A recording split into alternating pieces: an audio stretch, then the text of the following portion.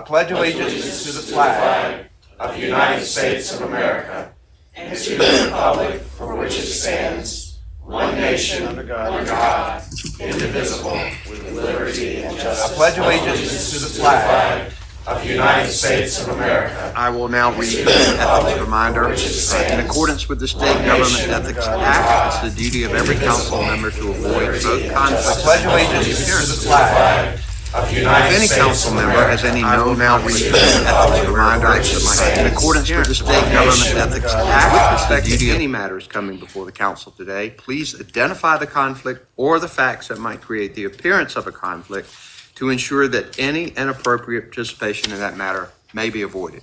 If at any time any new matter raises a conflict during the meeting, please be sure to identify it at that time. We now will have the minutes from the January 9th meeting have been sent to you. I'll entertain a motion for approval. Treasurer Falwell moves to approve. Attorney General Stein seconds that motion. Is there discussion or debate? Hearing none. All in favor, say aye. Aye. All opposed, no. The ayes have it. The minutes from the last meeting have been approved. Interest matters, Treasurer Falwell. Thank you, Governor. The interest report for the month of December was 4.18%, and that's the interest report. Thank you, sir. Fire insurance matters, Commissioner Causey. Thank you, Governor. On the state property fire insurance fund, the fund balance of December 31st was $21.1 million. And on pages 2 and 3, there's 8 items that we need to pay on these losses. They're first 2 UNC Chapel Hill frozen water pipes. And then we had 3 there with UNC hospitals for other damage. And I move that we pay those 8 items. Do I have a second to the motion? Second. Second by Auditor Holmes. Is there discussion or debate or questions? Hearing none, all in favor say aye. Aye. All opposed, no. The ayes have it. The motion is adopted. Thank you, Commissioner Causey. We'll now have Water Transportation right-of-way matters. Heather Fulgham. Thank you, Governor. Good morning, Council. The department has 5 items for your consideration today. All items have been approved by the Secretary and the Board of Transportation. I'm glad to take any questions. Questions for Ms. Fulgham? Hearing none, do I have a motion? Move approval, Attorney General Stein. Do I have a second? Second. Commissioner Causey. Is there discussion or debate? Hearing none. All in favor say aye. Aye. All opposed, no. The ayes have it. The motion is approved. Thank you, Ms. Fulgham. Thank you. State property matters. Tim Walton. Morning, Governor, members of the council. I'm pulling one item this morning on page 17 under other matters. Item number 2. Other matters, item number 2 on page 17. Okay. Having said that, I have 17 items for your consideration this morning.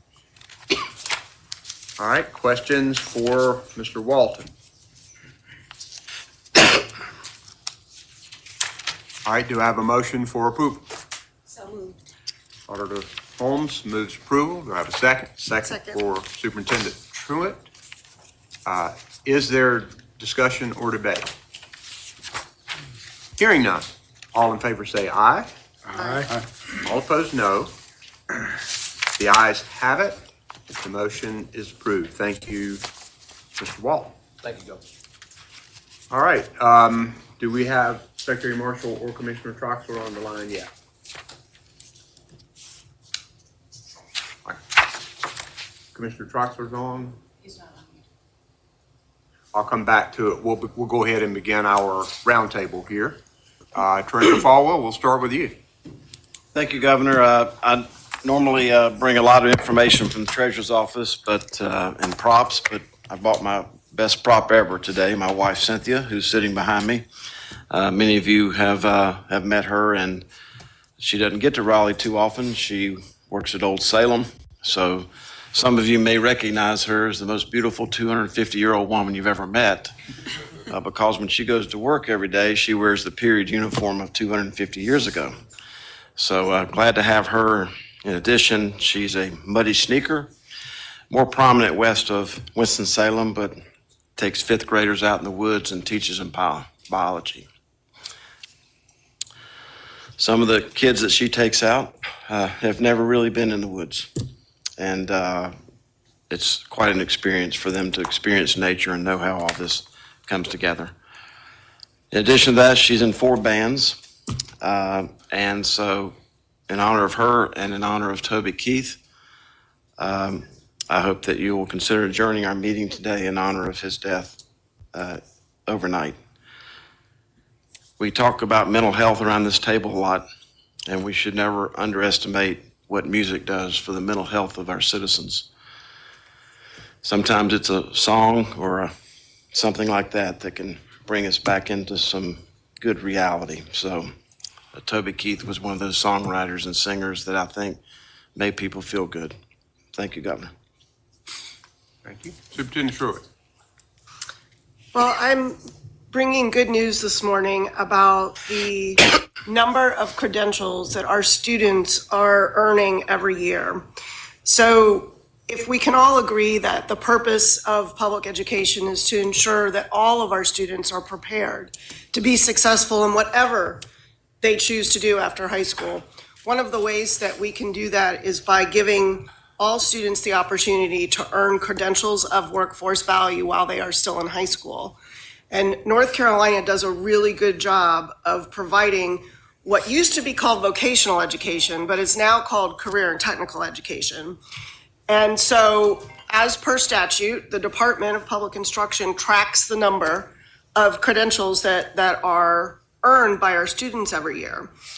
But one of the things that I've been laser focused on is making sure that the credentials that they are earning are aligned to employer needs across the state. So it's one thing to be able to say that our students are earning a Microsoft Word credential, but it's another thing to say that they're earning their Electrical 1 or Electrical 2 credential that they can actually get a job with after high school, or that they can stack into a 2-year degree at community college. So one of the things that we've changed over the last few years is making sure that our districts have what they need in order to align their offerings to workforce development. And through My Future NC, we've created a list of workforce aligned credentials that match employer need in North Carolina. And some districts are even able to tailor that to their community. And so I'm proud to say that last week we presented the credential attainment report to the State Board of Education, and that it is the highest number of credentials earned by our students in state history. Very much. Thank you. Commissioner Causey. Thank you, Governor. We've all read about the proposed rate hike from the insurance companies, and we had a public hearing in the Jim Long hearing room in the Albemarle building on January 22nd. And the closing for public comments was last Friday. And the Department of Insurance and I have received over 25,000 letters and emails and phone calls from people. And I know a lot of the other Council of State members have been hearing about it. I've received letters from a large percentage of our legislators, our congressional delegation.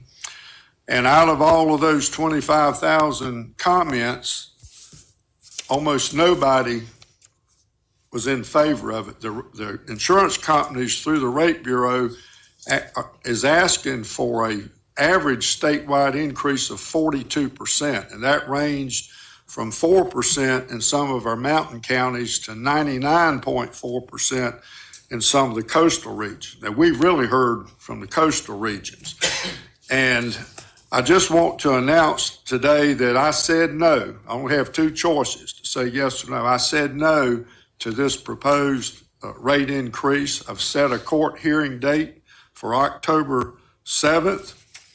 And out of all of those comments, everybody's saying inflation's up, the price of groceries up, taxes are up. We can't stand a big increase on our homeowners. But there was only one that agreed with it. And one of the comments I heard back on that was either, that comment either came from an insurance agent or insurance agent's mother. But there are some insurance companies that have said they are paying out more in claims for homeowners than they're taking in. I know I heard from one Farm Bureau agent that said last year for every $100 they took in premiums, they were paying out $112 in claims. So I know it's tough in the homeowners market, but I'd like to see these insurance companies do a better job of tightening their financial belt and holding down their expenses. And we're working hard to recruit other insurance companies, and I think we need to look at the state level, what we can do to attract more insurance companies to North Carolina willing to write homeowners insurance, especially in the counties east of I-95. And, having said that, North Carolina still has a healthy and stable insurance market compared to the rest of the country. We're in much better shape than most of our neighboring states, and certainly if you look at Florida, California, and some of the problems they're having, we're doing a much better job. So we still have some work to do, but I just wanted to let you know this will be probably a long process to get it resolved.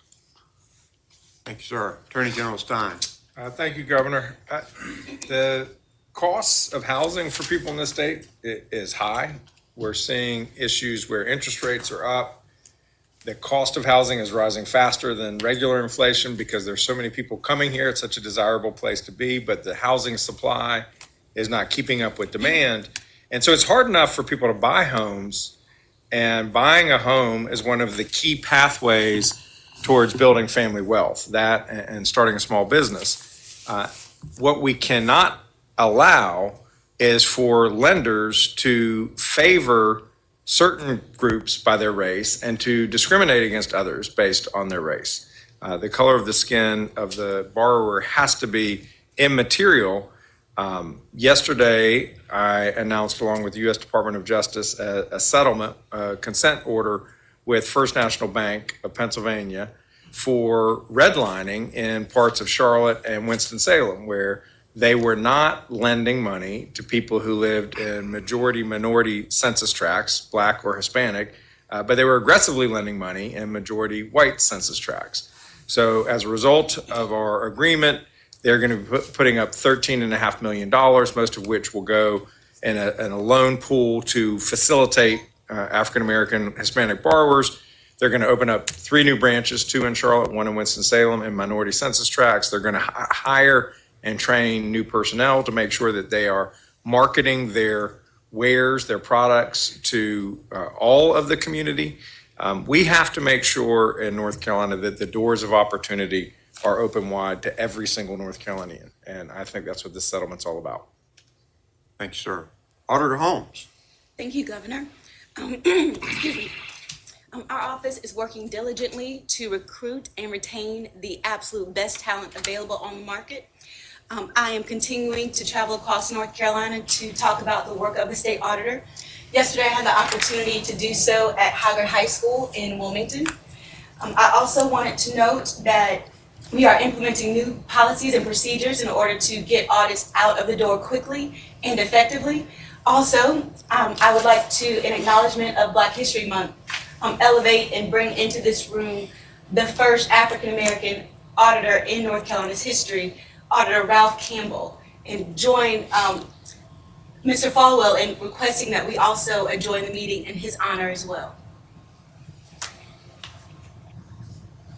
Lieutenant Governor Robinson, sorry. Yes, sir. We don't have much this morning. Just want to reiterate the fact that we continue to be pleased by the business growth we see across the state as we travel. Despite some of the challenges that we all know that are going on, North Carolina continues to grow. Our folks want to come here and do business. We were greatly encouraged after meeting with the British and German ambassadors that their major focus was to come here and find out the health of our workforce, which makes me super excited to hear that Catherine is continuing to do the work that she's doing to prepare those folks. And so despite the challenges that we face nationwide, North Carolina is still on very good financial footing, continues to grow, and people want to come here and do business, and that's very encouraging. So, Thank you, sir. So do we have, okay. We'll begin with Secretary of State Marshall. Are you on the line, Secretary of State Marshall?